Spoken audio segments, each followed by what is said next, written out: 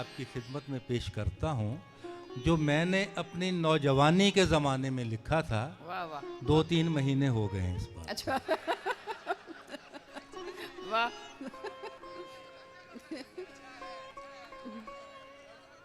نظر سے اس نے مجھے جو کرنٹ مارا ہے, واہ واہ واہ واہ نظر سے اس نے مجھے جو کرنٹ مارا ہے, بہت بلنٹ بہت انٹ شنٹ مارا ہے. نظر سے اس نے مجھے جو کرنٹ مارا ہے, بہت بلنٹ بہت انٹ شنٹ مارا ہے. سمجھیے ایسے کہ بس جیسے دل کے رکشے کو ٹرک نے پورے کا پورا فرنٹ مارا ہے. مجھے خوشی ہے کہ آپ لوگ دل کھول کر ہی داد نہیں دے رہے, منہ کھول کر بھی داد دے رہے ہیں. اسلام آباد میں ہم مشاعرہ پڑھتے ہیں, بہت بیوروکریٹ بیٹھے ہوتے ہیں, لیکن ایسے بیٹھے ہوتے ہیں جیسے احمد نوید نے ابھی بت اور انسان کی بات کی, ایسے بیٹھے ہوتے ہیں کہ انہوں نے اپنی آنکھیں وائبریشن پہ لگائی ہوتی ہیں اور ہونٹ سائلنٹ پہ, اور مشاعرہ سن رہے ہوتے ہیں. تو مجھے بہت خوشی ہوئی, ڈاکٹر صاحبان بیٹھے ہیں, پرانے دوست احمد شاہ صاحب, ڈاکٹر صاحب, تو بہت لطف آ رہا ہے یہاں پڑھنے کا کہ جھریاں نہیں صاحب گنجا پن نہیں ہرگز, جھریاں نہیں صاحب گنجا پن نہیں ہرگز, اور غلط کے جوڑوں میں درد ابھرنے لگتا ہے. جھریاں نہیں صاحب گنجا پن نہیں ہرگز, اور غلط کے جوڑوں میں درد ابھرنے لگتا ہے. اصل میں بڑھاپے کی ایک ہی نشانی ہے, مرد اپنی بیوی سے پیار کرنے لگتا ہے. اور یہ میرا ذاتی تجربہ ہے. یہ تو آپ سنجیدہ شاعری سنا رہے ہیں. سنجیدگی اور مزاح میں کوئی زیادہ فرق نہیں ہے, صرف بات کرنے کا انداز ہے. ایک پرانا قطع لیکن اس لیے سنا رہا ہوں کہ صورتحال بھی پرانی ہے, بدلی نہیں ہے.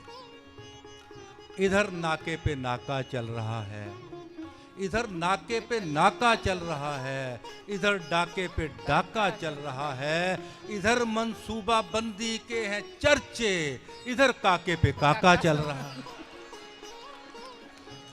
Here heaps of post after post, here heaps of post after post, there reeks of plunder after plunder, here claims of family planning and there cries of baby's thunder. بہت شکریہ, بہت محبت. آپ نے خواتین و حضرات دیکھا ہوگا کہ مولوی اور مرغ میں کلاہ اور کلگی کے علاوہ بھی کئی مماثلتیں پائی جاتی ہیں. دونوں میم سے شروع ہوتے ہیں اور دونوں اذان دیتے ہیں. اب ایک شاعرانہ مماثلت بھی دیکھ لیجئے کہ مولوی اور مرغ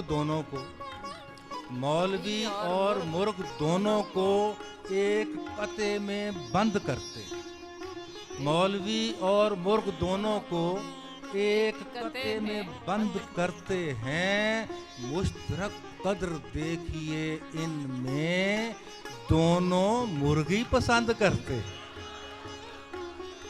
واہ واہ واہ, کیا بات ہے. میرا حسن ہے فسادی, میرا حسن, عنوان پہ غور کیجیے, پتھر دل محبوبہ.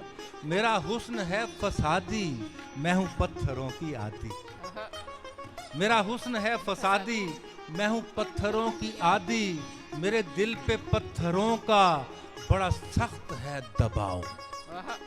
میرا حسن ہے فسادی میں ہوں پتھروں کی عادی, میرے دل پہ پتھروں کا بڑا سخت ہے دباؤ. پکھراج اور نیلم, یاقوت اور زمرد, انہی پتھروں کو لے کر اگر آ سکو تو آؤ. انہی پتھروں کو لے کر. تو ایک پرانا میرا قطع ہے, یہاں سنانا فرض سمجھتا ہوں اپنا. یہ ہے بینک کار کی محبوبہ. شاعر اپنی محبوبہ کی تعریف کرے تو اس کے پاس الفاظ کا بہت ذخیرہ ہوتا ہے.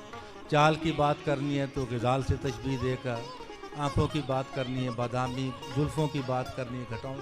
یہ بینک کار ہے, اس نے تو اور کچھ پڑھا ہے, لیکن محبوبہ کی تعریف کے لیے اس کا کیا ذخیرہ ہے؟ بینکار اپنی محبوبہ کی تعریف کر رہا ہے کہ آنکھ جمع لب، آنکھ جمع لب ضرب گال بٹا تل.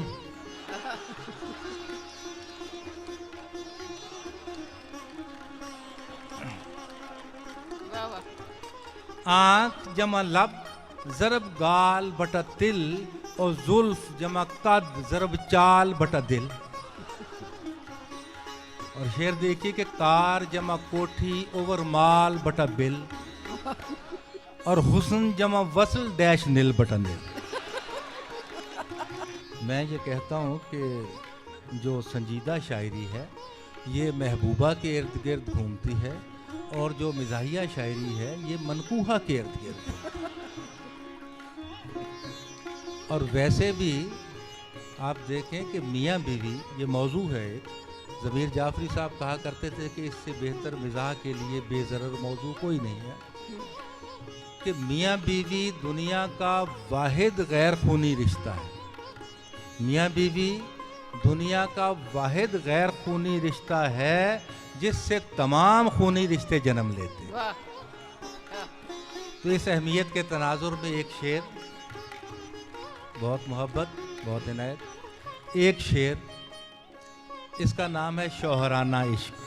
شوہرانہ عشق. یہ ذرا نئی قسم کا عشق ہے. شوہرانہ عشق جو یہ کہے کہ وہ بیوی سے عشق کرتا ہے.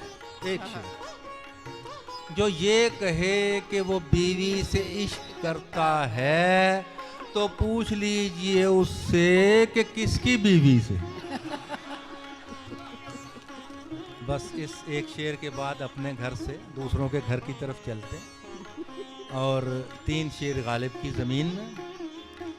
عنوان ہے اس کا ایک شریف آدمی کا اعتراف. ایک شریف آدمی کا اعتراف. اور شریف آدمی کے بارے میں مشتاق یوسفی صاحب لکھتے ہیں کہ شریف آدمی وہ ہوتا ہے جو عورتوں کی محفل میں اپنی نگاہیں نیچی رکھے لیکن نیت بری رکھے. مشتاق یوسفی صاحب. واہ واہ واہ. یہ ایک ایسے ہی شریف آدمی کا اعتراف ہے.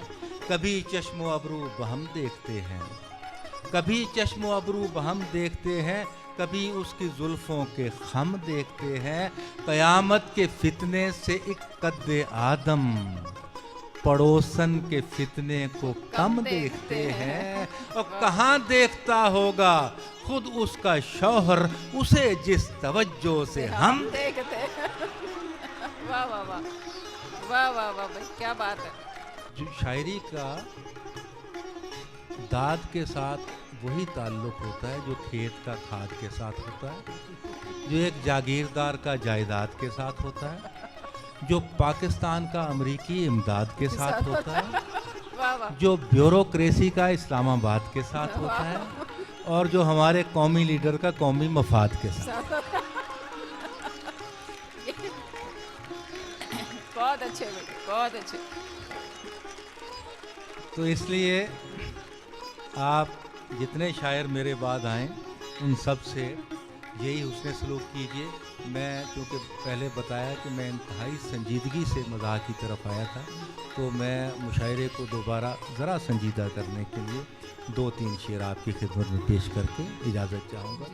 ایک شعر سنیے کہ یہ آج کی صورتحال میں بھی فٹ ہے اور بلوچستان میں میں نے لکھا تھا کہ عداوتیں جو کسی کی عدو سے ختم ہوئیں، عداوتیں جو کسی کی عدو سے ختم ہوئیں، جہاں کہیں بھی ہوئیں گفتگو سے ختم ہوئیں. بہت اچھے بہت اچھے. واہ واہ واہ واہ واہ بہت اچھے. عداوتیں جو کسی کی عدو سے ختم ہوئیں، جہاں کہیں بھی ہوئیں گفتگو سے ختم ہوئیں. اور آپ کی خواہش ہے بس اتنی، آپ کی خواہش ہے بس اتنی کہ یہ ساقی رہے. آپ کی خواہش ہے بس اتنی کہ یہ ساقی رہے اور ہم یہ چاہتے ہیں میں قدا باقی رہے. آپ کی خواہش आपकी ख्वाहिश है बस इतनी कि ये साकी रहे हम ये चाहते हैं मैं कदा बाकी रहे और हम ये चाहते हैं मैं कदा बाकी रहे हर लफ्ज को कागज पे उतारा नहीं जाता हर लफ्ज को कागज पे उतारा नहीं जाता हर नाम सरे आम पुकारा नहीं जाता वाह वाह होती है मोहब्बत में कई राज की बातें आहा, होती है मोहब्बत में कई राज की बातें वैसे ही तो इस खेल में हारा नहीं जाता जैसा हमारे नासिर अली सैयद ने आखिर में पश्तो की सुनाई थी मैं सिर्फ एक शेर पंजाबी का सुना कर इजाज़त जी चाहूँगी एक शेर इरशाद उन्हें और समझ आएगा ये बहुत आसान है आखिरी शेर है उन्हें वेख्या ए बस उन्हें वेख्या ए बस मुँहों क्या कुछ नहीं उन्हें वेख्या ए बस मुँहों क्या कुछ नहीं ओदा गया कुछ नहीं साडा रिया कुछ कुछ नहीं